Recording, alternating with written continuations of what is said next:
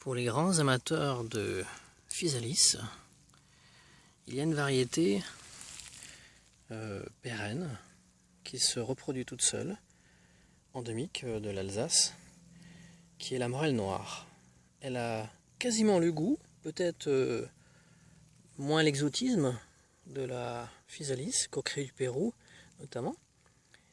Elle est presque envahissante. Ici on la trouve dans un champ mélangé au kénopode, à la roche.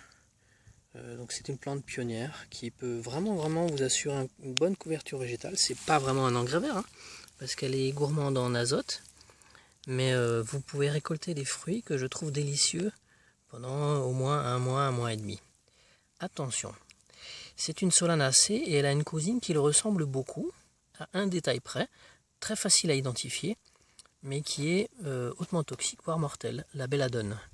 Donc avant de toucher ce fruit, le fruit de cette plante, il vaut mieux identifier la belladone pour être sûr de ne pas faire de confusion.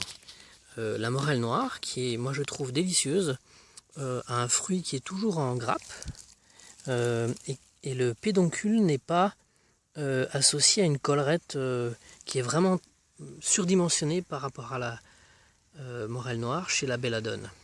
Donc regardez bien les tables botaniques des fruits de ces deux variétés, et une fois que vous avez identifié ce détail, pour moi il n'y a pas de risque.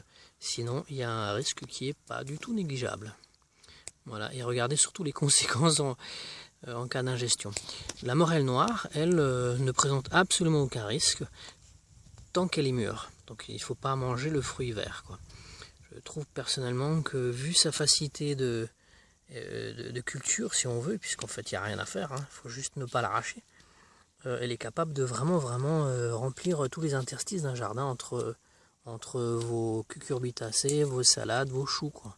Donc c'est un très bon compagnon que je trouve personnellement délicieux. La morelle noire.